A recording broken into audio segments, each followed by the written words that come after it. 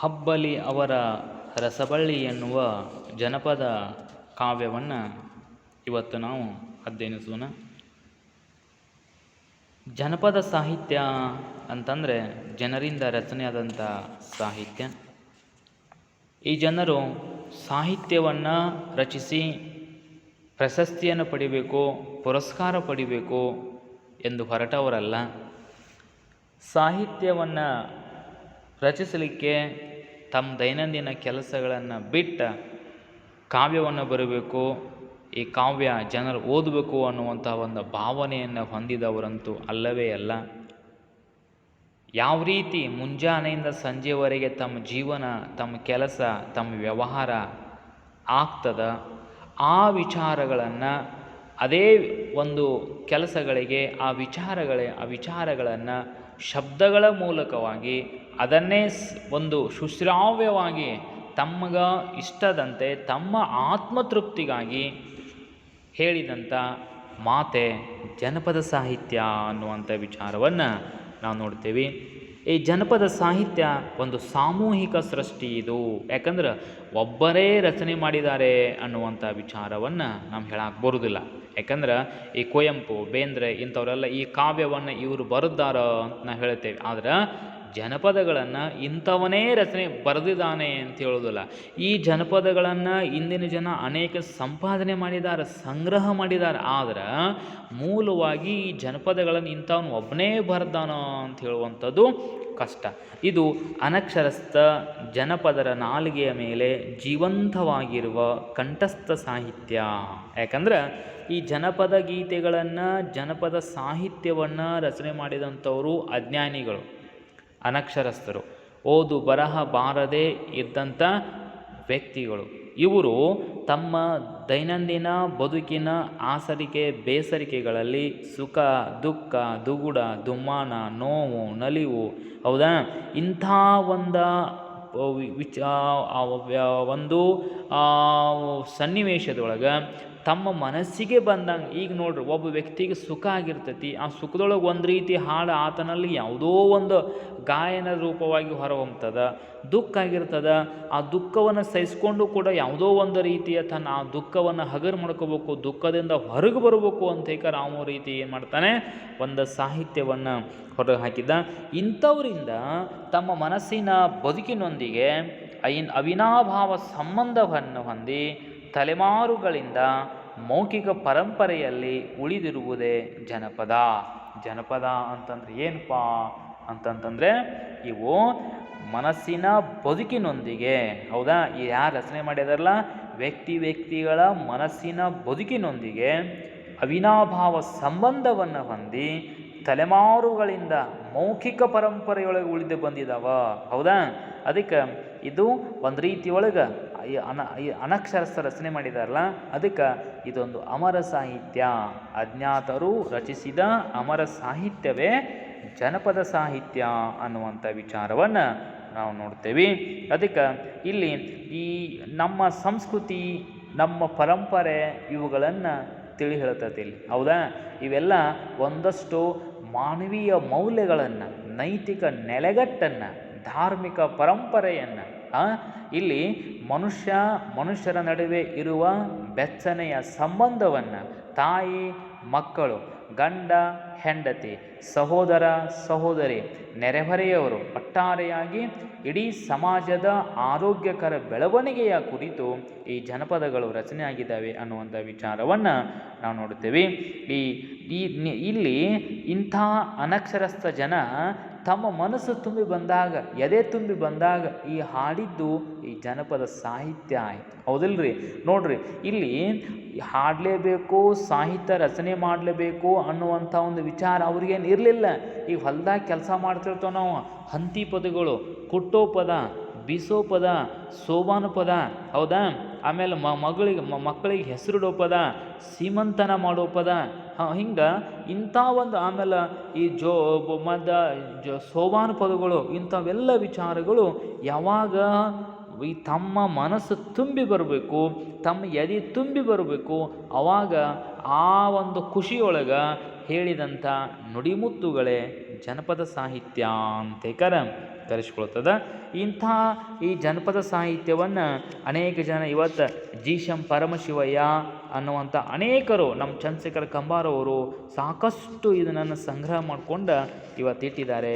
ಇಂಥ ಒಂದು ಜನಪದ ಆದಂಥ ಹಬ್ಬಲಿ ಅವರ ರಸಬಳ್ಳಿ, ಇಲ್ಲಿ ತವರಿನ ಬಗೆಗೆ ತಾಯಿ ಹೇಳುವಂಥ ಅಪಾರ ಪ್ರೀತಿ ಮತ್ತು ಅಭಿಮಾನಗಳನ್ನು ತುಂಬಿಕೊಂಡಂಥ ಇಲ್ಲಿ ಕವನಗಳನ್ನು ನುಡಿಗಳನ್ನು ನಾವು ನೋಡ್ತೇವೆ. ಈ ಜನಪದ ಇದನ್ನು ವ್ಯಕ್ತಪಡಿಸೋಕೆ ಭಾಳ ಸಹಜ. ಯಾಕಂದರೆ ಕೇವಲ 3 ಸಾಲುಗಳಲ್ಲಿ ತಮ್ಮ ಮನಸ್ಸಿನ ಭಾವನೆಗಳನ್ನು ಹೊರಹಾಕಿ ಅದರಿಂದ ತೃಪ್ತಿಯನ್ನು ಕಾಣ್ತಾರೆ ಅನ್ನುವಂಥ ಮಾತನ್ನು ನೋಡ್ತೇವೆ. ಇದು ಅತ್ಯಂತ ಸರಳ, ಸುಂದರ ಒಂದು ಲಾಲಿತ್ಯದಿಂದ ಕೂಡಿದಂಥ ಸಾಹಿತ್ಯ ಅನ್ನುವಂಥ ವಿಚಾರವನ್ನು ನಾವು ಇಲ್ಲಿ ನೋಡ್ತೇವೆ. ಅದಕ್ಕೆ ಇಲ್ಲಿ ತ್ರಿಪದಿ 3 ಸಾಲಿನ ಪದ್ಯಗಳಲ್ಲಿ ಇವನನ್ನು ನಾವು ನೋಡಿದ್ದೇವೆ. ಇಂಥ ನೋಡ್ತಾ ಇದ್ದೇವೆ. ಇಲ್ಲಿ ಬಡತನ ಸಿರಿತನ ಇರ್ಬೋದು, ನಡೆ ನುಡಿ ಇರ್ಬೋದು, ನೆರೆಹೊರೆಯವರ ಸಂಬಂಧ ಇರ್ಬೋದು, ಅಥವಾ ಅಲ್ವಾ ಬದುಕಿನ ಸಿಹಿ ಕಹಿಗಳ ಘಟನೆಗಳನ್ನು, ತವರು ಮನೆ ತನ್ನ ಇಲ್ಲಿ ಒಂದು ಹುಡುಗಿ ಅಥವಾ ಒಂದು ತಾಯಿ, ಒಂದು ಹೆಣ್ಮಗಳು ತವರು ಮನೆಯನ್ನು ಯಾವ ರೀತಿ ನೋಡ್ತಾಳೆ, ಅದಕ್ಕೆ ಏನಂತ ಹರಿಸ್ತಾಳೆ, ಏನಂತ ಹರಿಕೆ ಕೊಡ್ತಾಳೆ, ಆಶಯವನ್ನು ವ್ಯಕ್ತಪಡಿಸ್ತಾಳೆ ಅನ್ನುವಂಥ ವಿಚಾರವನ್ನು ಇಲ್ಲಿ ತವರಿನ ಬಗೆಗೆ ತನಗಿರುವಂಥ ಪ್ರೀತಿಯನ್ನು ಯಾವ ರೀತಿ ಅಭಿವ್ಯಕ್ತವಾಗಿದೆ ಅನ್ನುವಂಥ ಮಾತನ್ನು ನಾವು ನೋಡ್ತೇವೆ.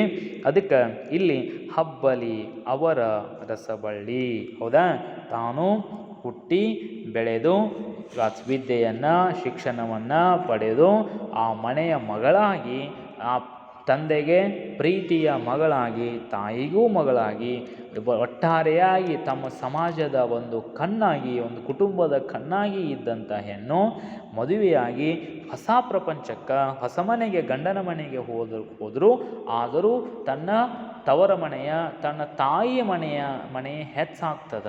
ಅದಕ್ಕೆ ಹುಟ್ಟಿ ಬೆಳೆದು ಮನೆಗೆ ಏನು ಬಹುಮಾನ ಕೊಡೋಕ್ಕಾಗ್ತದ, ಏನು ಕೊಡೋಕ್ಕಾಗ್ತದ, ಏನು ಕೊಟ್ಟರೆ ಈ ಋಣ ತೀರ್ತದ, ಹೌದಾ. ನಾ ಏನು ಕೊಟ್ಟರೆ ತಂದೆ ತಾಯಿ ಋಣ ತೀರ್ತದ. ಜನ್ಮ ಕೊಟ್ಟಂಥ ತಂದೆ ತಾಯಿಯ ಋಣ ತೀರಿಸುವುದು ಹೇಗೆ ಅನ್ನುವಂಥ ನಿಟ್ಟಿನೊಳಗೆ ಇಲ್ಲಿ ನಾವೆಲ್ಲ ಮೌನರಾಗ್ತೇವೆ. ಯಾಕಂದರೆ ಶಬ್ದಗಳೇ ಇಲ್ಲ, ಉತ್ತರವೇ ಇಲ್ಲ ಇದಕ್ಕೆ. ಇದು ಕೇವಲ ಅನುಭವ ವೇದ್ಯ, ನಮ್ಮ ಮನಸ್ಸಿಗೆ ಮಾತ್ರ ತಿಳಿತದೆ ಇದು ಆ ಋಣ ಎಂಥದ್ದು. ಅವ್ರು ಕೊಟ್ಟಂಥ ಒಂದು ತ್ಯಾಗ, ನಾವು ಕೊಟ್ಟಂಥ ಕಿರುಕುಳ ಕಷ್ಟಗಳನ್ನು ಸಹಿಸಿಕೊಂಡ ನಮ್ಮ ಬೆಳೆಸಿದಂಥ ತಂದೆ ತಾಯಿಗಳ ಒಂದು ತ್ಯಾಗ ಮನೋಭಾವನೆ ಎಂಥದ್ದು ಅನ್ನುವಂಥ ವಿಚಾರವನ್ನು ನಾವು ನೋಡುತ್ತೇವೆ. ಅದಕ್ಕೆ ಹಬ್ಬಲಿ ಅವರ ಕರಕಿಯ ಹೊಳೆದಂಡೆಯಲ್ಲಿರುವ ಕರಕಿಯ ಕುಡಿಯಂಗ ಹಬ್ಬಲಿ ಅವರ ರಸಬಳ್ಳಿ, ಇದೊಂದೇ ಮಾತನ್ನು ಜನಪದಗಾರ್ತಿ ಇಲ್ಲಿ ಗರತಿ ಹೇಳ್ತಾ ಇದ್ದಾಳೆ. ಅದಕ್ಕೆ ನೋಡ್ರಿ ಹೆಂಗಪ್ಪ ಕರಿಕೆ, ನೋಡ್ರಿ ಕರಿಕೆ ಹುಲ್ಲ ಒಂದು ತಾಮಲ್ಲಿ ಹತ್ತಂದ್ರೆ ಮುಗೋದೋಗುತ್ತೆ, ಸ್ವಲ್ಪೇ ದಿವಸದೊಳಗೆ ಇಡೀ ಏನಾಗ್ತದೆ ಭೂಮಿಯನ್ನು ಆವರಿಸಿ ಬಿಡ್ತದ. ಹಂಗೆ ನನ್ನ ಕಳಬಳ್ಳಿ, ನನ್ನ ತವರ ಬಳ್ಳಿ, ನಾನು ಹೌದಿಲ್ರಿ, ನನ್ನ ತವರಿನ ಎಲ್ಲ ಸಂಬಂಧ ರಕ್ತ ಸಂಬಂಧಿಗಳು ಬೆಳೀಲಿ, ಇಷ್ಟ ನಾ ಹೇಳೋದು. ಇಲ್ಲಿ ಏನು ರೊಕ್ಕ ರೂಪಾಯಿ ಕೊಟ್ಟರು ತೀರಿ ಹೋಗ್ತದ, ಹೌದಿಲ್ರಿ, ಬಂಗಾರ ಕೊಟ್ಟರು ತೀರಿ ಹೋಗ್ತದ. ಆದರೆ ಏನಲ್ಲಿ ನನ್ನ ಬಳ್ಳಿ, ನನ್ನ ಬಂಧು ಬಳಗ ಸಾಕಷ್ಟು ಸೂರ್ಯ ಚಂದ್ರರಿರುವವರೆಗೆ ಇರಲಿ ಅನ್ನುವಂಥ ಒಂದು ಹರಕೆ, ಒಂದು ಆಶಯವನ್ನು ಇಲ್ಲಿ ಯಾವ ಹೆಣ್ಮಗಳು ಹೇಳ್ತಾ ಇದ್ದಾಳ ಅನ್ನುವಂಥ ಮಾತವನ್ನು ಮುಖ್ಯವಾಗಿಟ್ಟುಕೊಂಡ ಇಲ್ಲಿ ಜನಪದ ಇದರಿಂದ ಹಬ್ಬಲಿಯವರ ರಸಬಳ್ಳಿ ಅನ್ನುವಂಥ ಒಂದು ಕಾವ್ಯವನ್ನು ನಾವಿವತ್ತು ನೋಡ್ತಾ ಇದ್ದೀವಿ. ಇದಕ್ಕೆ ಮೊದಲಾಗಿ ಅನೇಕ ವಿಚಾರವನ್ನು ನಾವು ನೋಡ್ಬೋದು ಇವತ್ತು. ಅದಕ್ಕೆ ಇಲ್ಲಿ ಗೆಳೆತನ ಇರ್ಬೋದು, ಗಂಡ ಹೆಂಡರು ಇರ್ಬೋದು, ಮಕ್ಕಳಿರ್ಬೋದು, ಯಾವ ರೀತಿ ಒಂದು ವಿಚಾರವನ್ನು, ಯಾವ ರೀತಿ ಒಂದು ನೈತಿಕತೆ ಮಾನವೀಯತೆಯನ್ನು ನಾವಿಲ್ಲಿ ನೋಡ್ತೇವೆ ಅನ್ನುವಂಥದ್ದು. ಅಷ್ಟೇ ಅಲ್ಲ, ಇವತ್ತು ಇವೆಲ್ಲ ಕಂಠಪಾಠ ಆಗಿಬಿಟ್ಟಿದೆ. ಇವತ್ತು ಜನಪದ ಅಂತಂದ್ರೆ ಒಂದು ಕಾಲದೊಳಗೆ ಜನಪದವನ್ನು ಕಡೆಗಣಿಸಿತ್ತು ಶಿಷ್ಟ ಸಾಹಿತ್ಯ.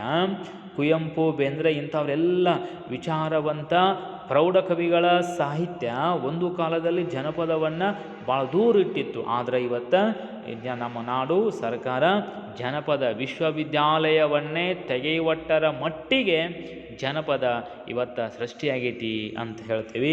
ಯಾಕಂದ್ರೆ ಇದು ಆಡು ನುಡಿಯೊಳಗೆ ಸಹಜವಾಗಿ ಎಂಥವನಿಗೂ ತಿಳಿಯುವ ರೀತಿಯೊಳಗೆ ಸರಳ ಸುಂದರ ಭಾಷೆಯೊಳಗೆ ಮತ್ತು ನೋಡ್ರಿ ಓದಾಕು ಹಗರ ತಿಳಿಯಾಕೂ ಹೋಗರ ಒಟ್ಟಾರೆಯಾಗಿ ಪ್ರತಿಯೊಬ್ಬ ವ್ಯಕ್ತಿಯ ಬುದ್ಧಿಶಕ್ತಿಗೆ ಕಠಿಣವಾಗಲಾರದಂಥ ಒಂದು ಪದಗಳಲ್ಲಿ ಏನು ಹೇಳಬೇಕಾಗೈತಿ ಅಂಥ ವಿಚಾರವನ್ನು ಹೇಳುವಂಥ ಒಂದು ಕೆಲಸವನ್ನು ಜನಪದರು ಮಾಡಿದ್ದಾರೆ ಅನ್ನುವಂಥ ಮಾತನ್ನು ನೆನಪಿನಾಗ ಇಟ್ಕೊಂಡು ನಾವು ಈ ಹಬ್ಬಲಿ ಅವರ ರಸಬಳ್ಳಿ ಅನ್ನುವಂಥ ಮಾತನ್ನು ಹೇಳೋದ. ಅದಕ್ಕೆ ಉದಾಹರಣೆಯಾಗಿ ನಾವು ಹೇಳ್ತೇವೆ, ಹಣ್ಣು ಮೆಣಸಿನಕಾಯಿ ಕಣ್ಣಿಗೆ ಕೆಂಪಗ.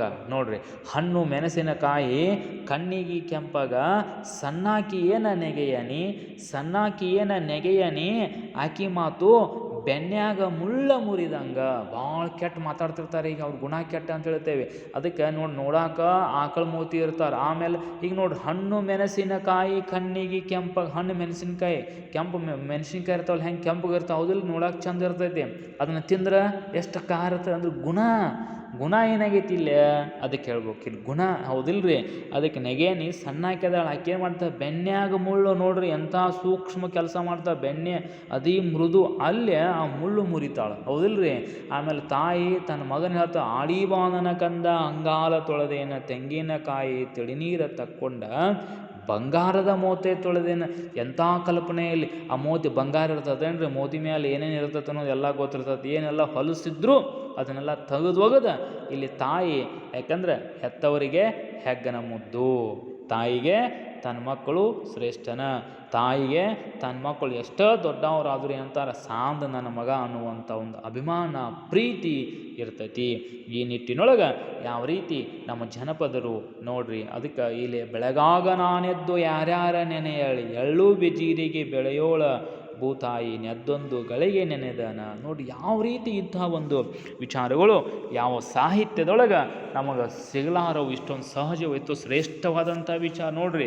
ಭೂಮಿ ತಾಯಿ ಎಷ್ಟೊಂದು ಸಹನೆ, ಶಾಂತಿ, ತಾಳ್ಮೆಯನ್ನು ಇಟ್ಕೊಂಡು ಇಡೀ ಎಲ್ಲ ಜೀವ ಸಂಕುಲಕ್ಕೆ, ಈ ಸೃಷ್ಟಿಗೆ ಎಲ್ಲ ಆಧಾರ ಆಗಿಬಿಟ್ಟದ. ಭೂಮಿ ಒಮ್ಮೆ ನಮ್ಮ ಜೊತೆ ಜಗಳ ಮಾಡ್ತಂತ ತಿಳ್ಕೊಂಡ್ಬಿಡ್ರಿ, ಏ ಗಿಡ ಮರ ಬಳ್ಳಿ ಮನುಷ್ಯರ ನನ್ನ ಮೇಲೆ ನೀವು ಹೆಜ್ಜೆ ಇಡಬಾಡ್ರಿ ಅಂತ ಒಮ್ಮೆ ಸ್ಟ್ರೈಕ್ ಮಾಡಿಬಿಟ್ರೆ ಎಲ್ಲಿ ಇಡೋದು ನಾವು, ಹೌದಿಲ್ರಿ. ಅದಕ್ಕೆ ಬೆಳಗಾಗ ನಾನೆದ್ದ ಯಾರನ್ನು ನೆನೆಬೇಕು, ಎಳ್ಳು ಜೀರಿಗೆ ನಮಗೆ ಆಹಾರವನ್ನು ನೆನಿತೆ ಕೊಡ್ತದೆ, ಅದನ್ನು ಬೆಳಿತಾಳೆ, ನಮಗೆ ಆಹಾರ ಕೊಡ್ತಾಳೆ. ನಾವೇನೆಲ್ಲ ದಿಮಾಕ್ ಮಾಡ್ತೇವೆ, ಮನೆ ಕಟ್ತೇವೆ, ಹಂಗೆ ಮಾಡ್ತೇವೆ, ಹಿಂಗೆ ಮಾಡ್ತೇವೆ, ಭೂಮಿ ಏನೆಲ್ಲ ಹೊಲಸು ಮಾಡ್ತೇವೆ, ಚಲೋ ಮಾಡ್ತೇವೆ. ಅದಕ್ಕೆ ಇಂಥ ಸಹನಶೀಲವಾದಂಥ ಮಹಾತ್ಯಾಗಮಯಿಯಾದಂಥ ಭೂತಾಯಿನೊಮ್ಮೆ ನೆನೆಯೋಣ, ಹೌದಿಲ್ರಿ. ಅದಕ್ಕೆ ನಮಸ್ಕರಿಸೋಣ, ಯಾರನ್ನು ನೆನೆಯೋಣ, ಇವಳಿಗಿಂತ ಹೆಚ್ಚಿನ ದೇವರು ಯಾವುದು ಅನ್ನುವಂಥ ವಿಚಾರವನ್ನು ಪ್ರಸ್ತುತ ಜನಪದದಲ್ಲಿ ಇಂಥವು ಎಷ್ಟೋ ಜನಪದಗಳನ್ನು ನಾವು ನೋಡ್ತೇವೆ. ಅದೆಲ್ಲ ನಿಮಗೆ ಚಿರಪರಿಚಯ ಐತಿ. ಇಂಥ ಜನಪದದಿಂದ ಕೆಲವು ಸುಮಾರು, ಹೌದಾ, ಇಲ್ಲಿ ಕೇವಲ 15 ನುಡಿಗಳನ್ನು ಮಾತ್ರ ನಮ್ಮ ಅಧ್ಯಯನಕ್ಕೆ ಇಟ್ಟಿದ್ದಾರೆ. ಅವನನ್ನು ನೋಡೋಣ.